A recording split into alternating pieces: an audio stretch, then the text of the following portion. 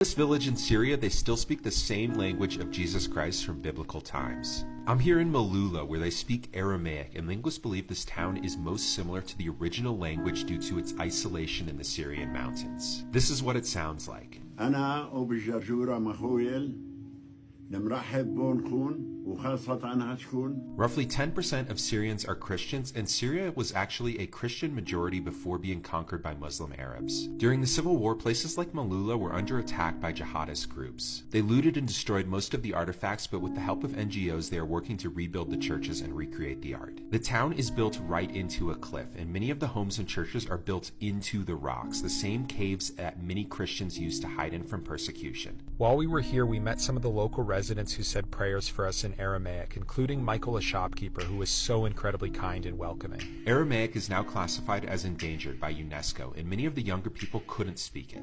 The Civil War put further pressure on the language, forcing many Malula residents to leave, putting the language in danger of dying out if more people are not able to pass it down to future generations.